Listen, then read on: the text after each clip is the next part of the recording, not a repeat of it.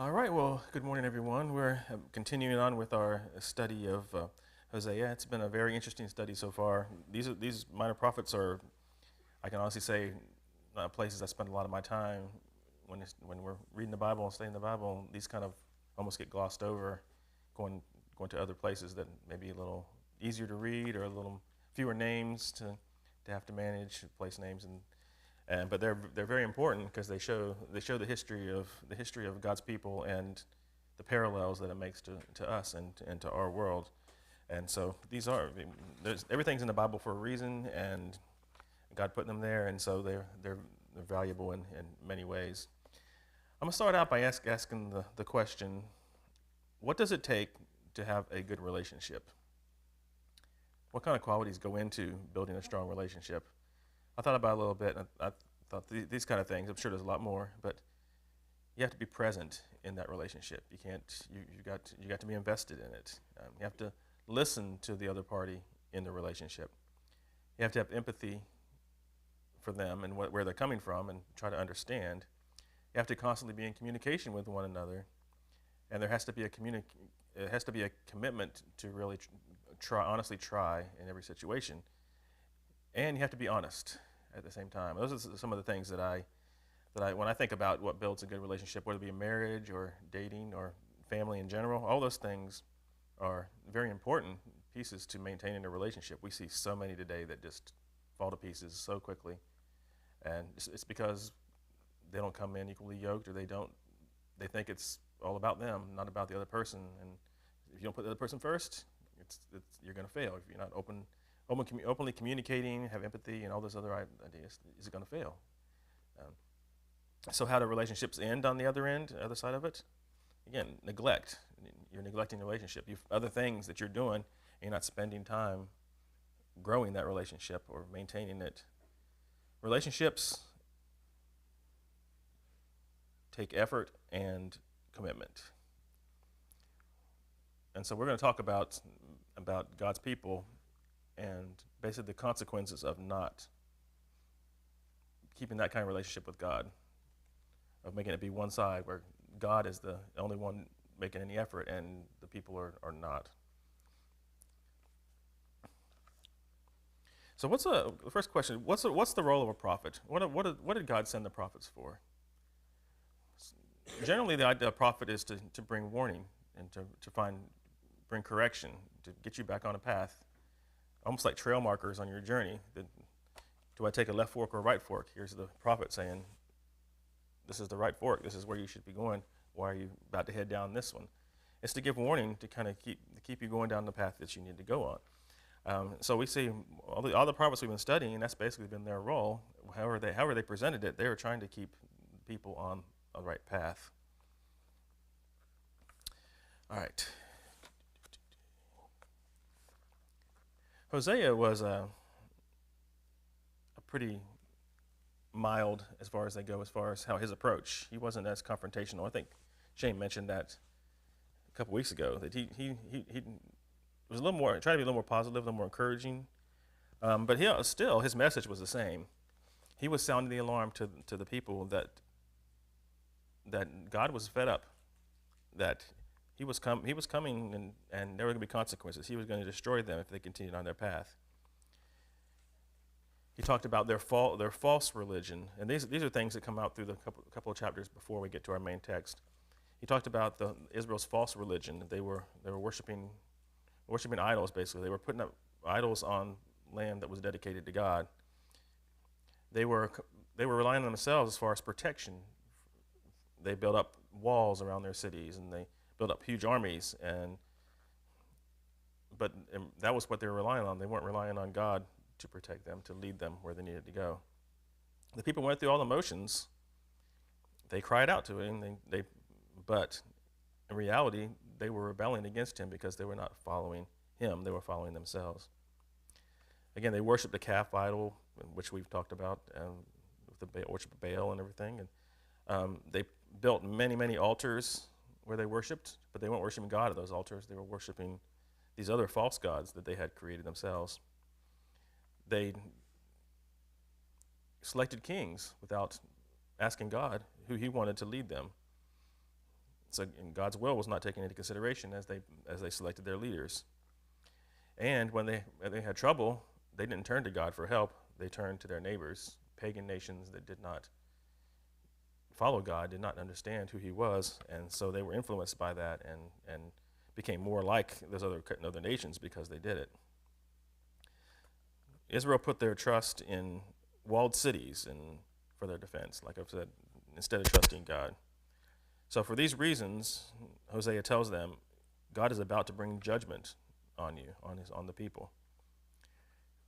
In chapter 9, he talks about a harvest and a failed harvest. So that is, the nations had a rough year, they had a drought or other issues that had befallen their crops. And he told them that was a sign that God wasn't happy with you. He tells them that they will suffer a devastating military defeat and eventually be taken into captivity. And if down the road you look at history, it's exactly what happens. Israel is taken over, and they're in captivity. So the thing would get so bad that actually they would shut down, that they were going to have to shut down their sacrifices because they couldn't afford to sacrifice on the altars and actually eat for themselves. They couldn't survive and do that, and that was how bad God was going to make it for them. And then Hosea talks about their rejection of the prophets, the ones that have been sent to warn them of what they need to turn course. They need to correct their path, but they kept ignoring or even getting mad at the prophets for the message and even killing them. The second half of the chapter 9 talks about a discussion between God and Hosea, and it talks about God's intention, how about what he wanted when he first called Israel to himself, like a fresh new relationship. It was exciting, and they were blessed. But nevertheless, even with all those blessings, Israel winds up turning away from God, and they continue to turn away.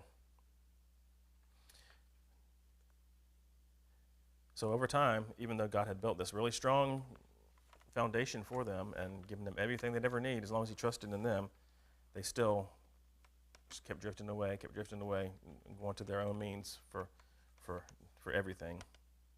At some point in time, they just didn't even care. Hosea says they were abhorrent to the God that they should worship. And that's where they become. All right, so let's move on to our today's text, which is Hosea 10, starting in verse 5. So the residents of Samaria will have anxiety over the calf of Beth Aven. Indeed, its adulterous priests rejoiced over it, and the people will mourn over it, over its glory. It will certainly go into exile. So Beth Aven, or Avan, however you want to pronounce it, basically a translation is it's a house of wickedness, a house of iniquity. The irony here was that it was a place that God had set up. That this is actually the exact spot that Abraham built the altar and almost sacrificed his son until God stepped in. This is where that was. So this was a holy place to God's people, but it had been turned into a house of wickedness and iniquity. It had been turned into what was called Beth Aven. So it's a derogatory expression, and it's almost contempt for the people there. Amos also prophesied against this place. So Abraham had built an altar at Bethel, and it had been a sacred place to his descendants. It's a sacred place where Abraham once called the name of the Lord, and now become the place where his descendants now cried out to Baal. So even Bethel was a part of Israel's identity and their faith, and had become central to their identity with the calf idol that they had begun to worship. The calf itself will be taken to Assyria as an offering to the great king Ephraim, and will experience shame. Israel will be ashamed of its counsel. So Israel's going to go into exile, is what he's saying here. The priests who rejoiced over it, what will they be doing? They're going to mourn over the loss of its glory, and they'll go into exile. Really, the loss of its glory is talking about they're going to actually lose. And so first of all, so the calf idol was basically covered in precious metals. So it's probably silver, gold, different, whatever precious metals were them, and that was covered in that. And the thought here is that the idol itself may have actually been stripped of the metals on the outside. And that's how it's lost its glory. It just no longer shines. It's just a piece of whatever the core is to it. So what's the worth of that? What's the worth of it after it loses its precious metals on the outside? It's lost all of its wonder to them, all the value to them. So it says also it's going to be taken into captivity by the Assyrians. And you remember the Assyrians, we talked about, this is where Israel went for their help instead of going to God. They made an alliance with the Assyrians. And what happens to them by the Assyrians eventually? They're taken into captivity by the Assyrians. And it's showing they're not putting their faith in the right place. I just feel like that's what we're doing. I'm not to step aside, but I feel like that's what we're doing. We're putting our faith in the completely wrong place. We've taken what God has made, turned it into something that He abhors, and He's going to destroy it. And He destroys those who worship it and who follow it. And it's very troubling to look at not just America, but just the world in general and the directions we're going. That we're taking things that God has made and making them into things that He hates. But we become so callous to that it seems to be okay. That even as Christians, even as myself, I don't really speak up against that kind of thing as I should. And there's going to be a price to pay. So they say Israel had sought help from the king of Assyria, but instead of helping them, what did the king do? He took from them what was most precious to them, which was their idol, was their calf. So they took it as a gift to the king. We don't know which king exactly it was, but we know one of the kings actually took it out of the area and took it over to Assyria. So it would not be until after their calf idol was carried away that the people of Israel would start to feel shame. They weren't ashamed. This is telling. They weren't ashamed that they had rejected the Lord. They weren't ashamed that they were worshiping false idols and false gods. They weren't ashamed of the way they were acting, the sexual immorality, the deceit, the violence. What were they ashamed of? They were ashamed of losing this calf idol. You think America, our idol tends to be our possessions and the things we have, the big houses we have, and the fancy cars we have. What happens when the day comes if God decides to take those away and the economy crashes, or there's some kind of nuclear war or something like that, and just any of those things can happen, and all that's gone. Where's that going to go? It's worthless. It becomes worthless, unlike God, who's always going to be consistent. Right. Moving on to verses 7 and 8. Samaria's king will disappear like foam on the surface of water.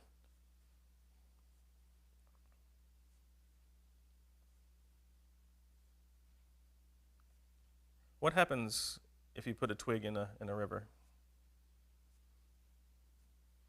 You're going to be able to get it back again? Pretty unlikely, right? So how valuable was this king that had, how much power did this king really have, who the people had set up without God's involvement? Would disappear like foam on the surface of the water. He was a sham king because he wasn't a God-appointed king. So Samaria's king and the capital city, they're going to be powerless because of what's about to happen. The high places of Aven, the sin of Israel, will be destroyed. Thorns and thistles will grow over their altars. They will say to the mountains, cover us, and to the hills, fall on us.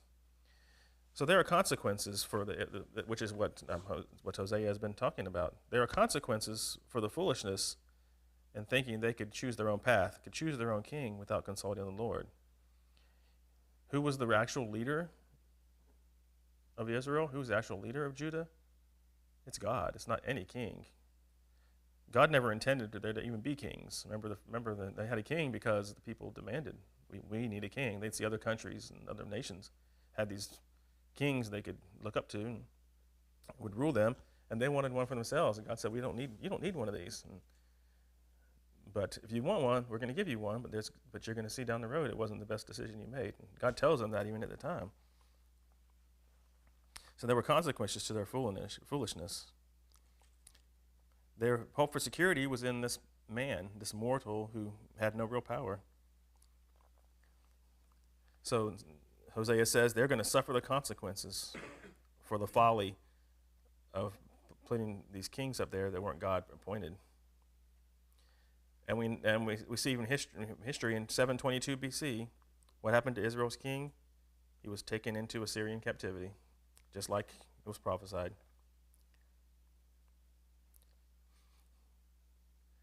Look at this last part of the verse I just read. Look at the part of verse, the end of verse 8. The high places will be destroyed. Thorns and thistles will grow over the altars. They will say to the mountains, cover us, and the hills fall on us. This is a description of basically total devastation of everything they have held fast to, everything that has been valuable to them. Destroyed shrines and altars. People actually begging for somebody kill me. I'm ready to die. Just kill me. So almost every city, town, and village at this point had a high place they had set aside, and there were altars on it, but they were not altars to worship God. They were altars to worship these idols. So Aven, as you see, the high place of Aven means wickedness. That's basically what the translation is. And so Isaiah calls these places the high places of Aven, so the high places of sin. This is all over in God's chosen land and with God's chosen people. So these were like the core of their disregard for God. This was their biggest demonstration of thumbing their nose at who God was. They were building these altars and these high places that had nothing to do with God. So the places where it says here, there were a place of testimony to Israel's infidelity, and he says he's going to destroy them. So this caught me. The devastation is going to be so thorough that the high places are going to be uninhabitable.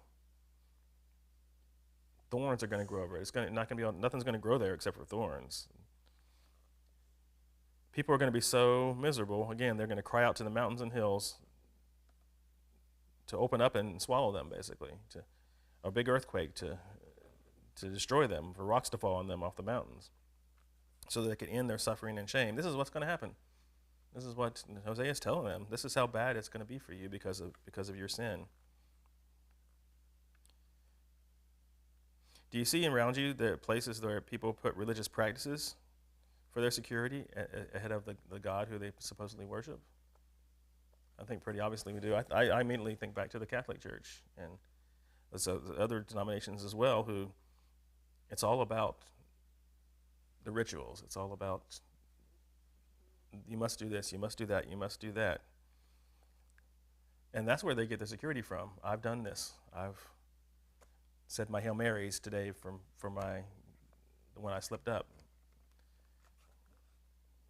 And that's where they get the security from. They don't get the security from a relationship with anyone. It's not about God at all. It's about their works. Look at me. I'm doing this to honor you. But that's not what God wants, is it? What is the value in rituals in the end? Nothing. Yes, there's lots of things that Israel did to worship God, but what did he want the most from all of them?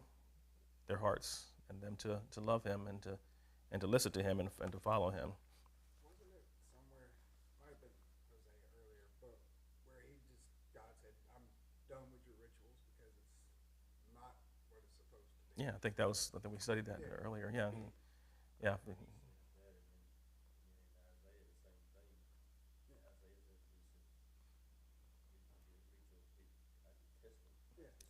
That's right. That's the word you use to test. They were hollow. Because they haven't, there's no value. There's no value to them whatsoever. And that's, and so that's kind of where Israel, God's people are right now. Not just Israel, but Judah and Israel. They're both going down the same path.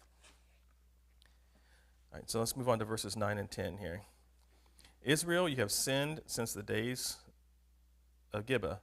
They have taken their stand there. Will not war against the unjust overtake them in Gibeah? I will discipline them at my discretion. Nations will be gathered against them to put them in bondage for their double iniquity. All right, so Hosea says here, the days of Gibeah. So this is referring to a passage in Judges.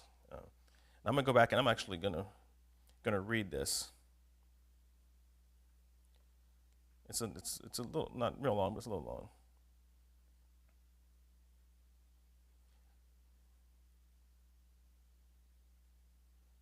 I'm not going to read that part, sorry.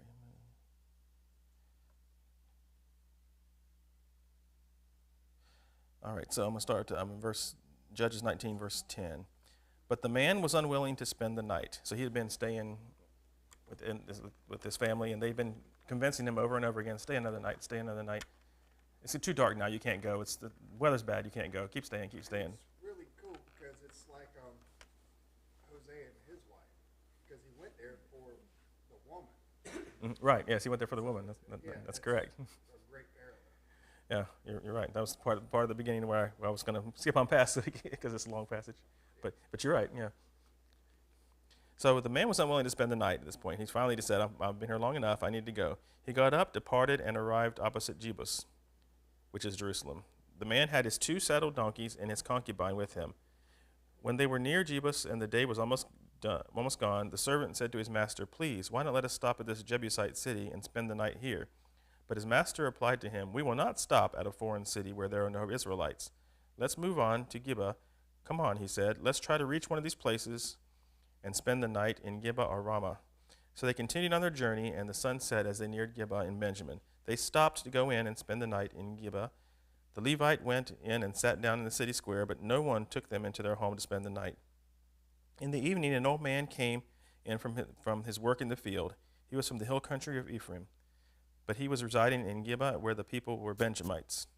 When he looked up and saw the traveler in the city square, the old man asked, where are you going, and where do you come from? He answered him, we're traveling from Bethlehem in Judah to the remote hill country of Ephraim, where I am from.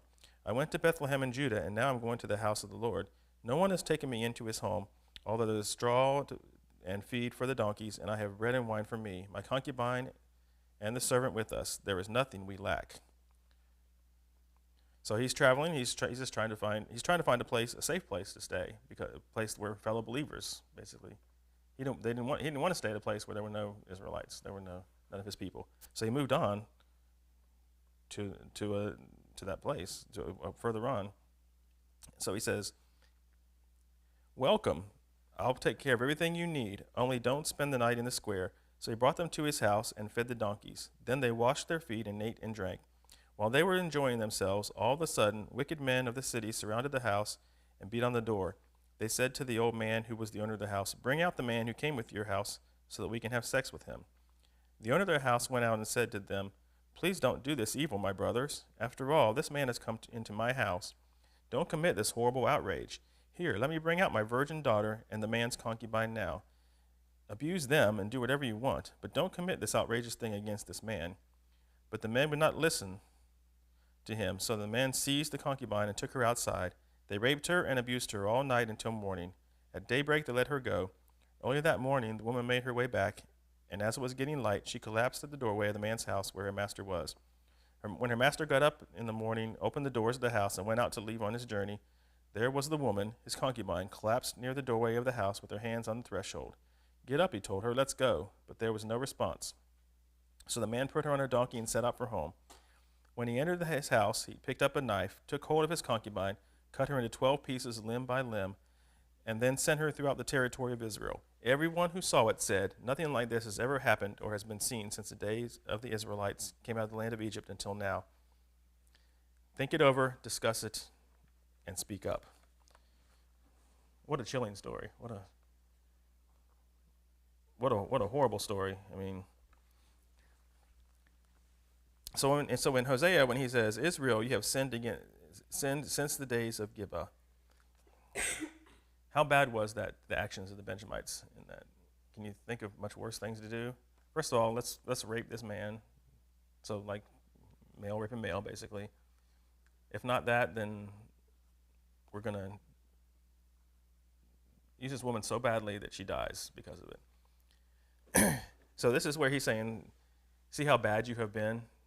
See how much you have sinned? See how bad you. Yeah, he was gonna give his daughter in the place, and they didn't want the man's daughter. And cities were destroyed by God for doing the same thing previously. Mm-hmm. So the end result of this was, I'm not going to read the next chapter, but the end result of this was hundreds of thousands died in wars, basically because of this one event. And that's just God is showing how bad the sin had become. And saying since that day, this is what you have been like, all of you. This is what my people have been like. This is how they've treated one another, killing one another, and having improper sexual relations, and so this is how bad it is. That's why he says, Israel, you have sinned since the days of Gibeah. They have taken their stand there. Say, will not war against the unjust overtake them? Yeah, there's going to be a reckoning for this. So since the time of King Saul, Gibeah had been one of Israel's major fortresses. It was considered almost impenetrable, like we hear stories about nobody's going to ever knock down these walls. But this is one of those places where they thought they were completely secure. But it's going to be destroyed. He's prophesying. It's going to be destroyed. And what's that going to mean? It's going to represent the truth that Israel is mistakenly trusting in their cities and their military instead of trusting in the Lord. So nations will be gathered against them and put them in bondage for their double inequity. So the double inequity, so the northern kingdom is going to be carried off into exile. And that's, like we said, that happened in 722. There was a 3-year siege. And finally they surrendered to Shalmaneser V. Yes. Probably not, but okay, thanks. The reason God sent in Israel into foreign captivity is because of their double inequity, their foolish apostasy, and their smug trust in the military establishment. So what is apostasy? Basically worshiping false idols, not honoring God, and then trusting in the military instead of in God. How many times have we seen that throughout the Bible where God tells us, this is the way you go. You can take this. How about just going into their Holy Land? I'm giving you this land. Go and take it. No, we can't. We can't do it. They're too strong for us. And so they don't do it. And what happens after that? They have to wander in the wilderness. So, I mean, there's like a continual occurrences in them just not trusting God, not following his will, thinking they know better than what God has for them.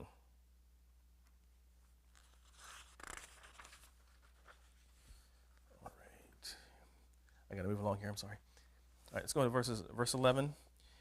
Ephraim is a well-trained calf that loves to thresh, but I will place a yoke on her fine neck. I will harness Ephraim. Judah will plow. Jacob will do the final plowing. All right, so everybody knows what a threshing floor is, right? Basically, you lay out the grain, whatever grains you have, and you actually just have the animals walk over top of it, and it breaks it open and takes the shells off of it as they go. So Israel, in this situation, is like that calf. It's kind of interesting they use calf when we were talking about the false calf idol. And while they did the work, they were allowed to go ahead and eat whatever they wanted while they were walking around. They were allowed the freedom to eat while they worked. So this is drawn as a picture of the liberty that Israel had, that God was providing for them as long as they were serving him. So you serve me by working my threshing floor, and I'm providing you everything you need. The problem was Israel, they love to do the things they loved to do produced wickedness and reaped injustice. They weren't reaping what God was having. They weren't basically the threshing floor they were working on was not the one that God had provided for them. So this is a metaphor basically to describe the unfaithfulness to the Lord. So the days of an unrestrained disloyalty will come to an end, and he says he will place a yoke on the fine neck of his people. So what happens at that point? They're going to lose their liberty and experience the oppressive yoke. So what does a yoke do? It controls you, right? It says you got to do exactly put on a yoke. Then you have basically no liberty. And this is what's happening to God's people. They will lose their liberty and experience the yoke. And what is the yoke they're going to experience? They're going to be exiled. They're going to not have that life they've had, that life of liberty and freedom that God had wanted them to have. So ultimately, both the northern kingdom of Ephraim and the southern kingdom of Judah are going to experience this. They're both going to wind up going down the same path. In verse 12, it says, "Sow righteousness for yourselves and reap faithful love. Break up your unplowed ground. It is time to seek the Lord until he comes and send righteousness on you like rain." So here's a little positive thing here. Here's some like words of encouragement, words of a marching orders, basically almost.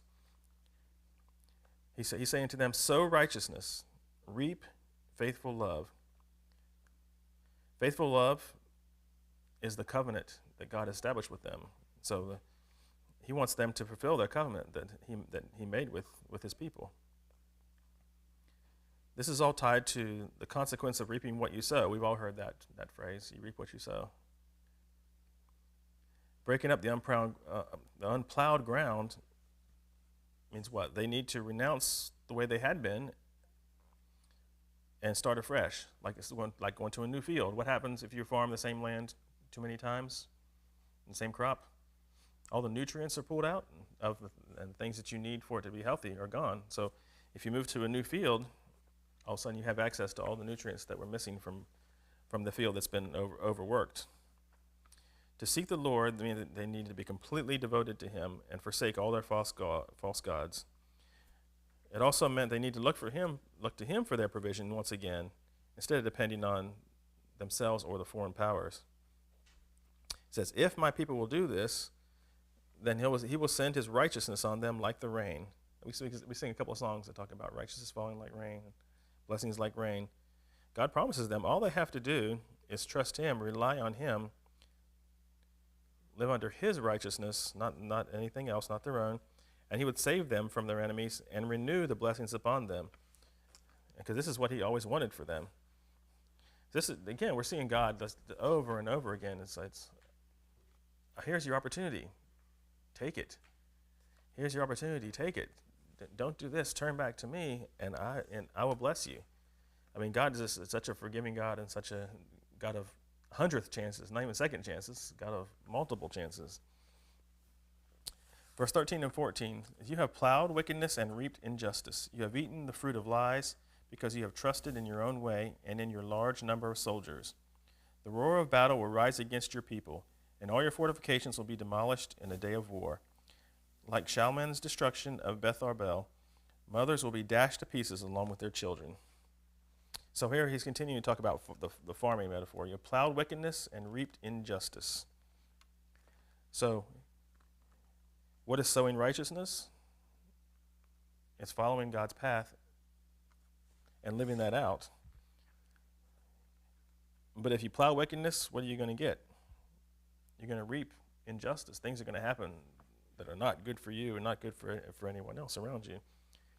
So instead of eating the fruit of the lies, they need to break up the hard ground. I could say maybe their hearts, Break it up, open it up to let God in, let him guide them. So they were promiscuous, disloyal to their covenant, and dependent on false senses of security. The three things we talked about, they relied on their idols, their political alliances, and the military. Those are the three things that they were relying on. No mention of God in any of those three things. It's all about the things they can control. So the second part of the verse 13 moves away from farming. So God declared that he was going to bring out their destruction because they trusted in their own way. So this is very direct to what we've been saying. You trust in your own way, it's going to fail because my way is greater, is what God tells us. What was their own way? It was everything their society was built on. It was this, I don't know how to pronounce that word, so I'm not going to use that word. It was doing everything their own way, calling out to the Lord while worshiping false gods. Their installation of kings without any consideration of what God wanted, what God's will was in the matter, and then seeking foreign alliances instead of seeking the Lord. Their trust in their own military fortifications instead of the Lord's. Their promiscuity, injustice, and violence. So in these days, and Shane has talked about this before, Israel had a really strong army. It was impressive. However, it's going to be helpless from the onslaught that's going to come against them. So their soldiers are not going to be able to defend themselves. Their massive walls that they rely on so strongly are going to crumble before the invaders that come. So since the military won't be able to defend itself, it's not going to be able to defend their wives and their children. So it says, mothers will be dashed to pieces along with their children. And then verse 15, so it will be done to you, Bethel, because of your extreme evil. At dawn, the king of Israel will be totally destroyed. So Bethel is kind of the epicenter of everything. All the things that we talked about that are wrong, the apostasy, the promiscuity, the false piety, the hostility to God, Bethel was kind of the center of all that. Kind of like Babylon or something. Or maybe for us in New York City. I don't know. I don't know where the center is, but it was the location of the calf idol that we talked about before. So it's kind of fitting that Hosea ends this by saying that Bethel was going to receive the full measure of God's judgment because it was extremely evil. And the king of Israel will be totally destroyed. So if we treat each other in unrighteous ways, we don't treat them as the Lord wants us to. How does that impact those that we're dealing with? How are they going to react? They're going to treat us back in the same way, right?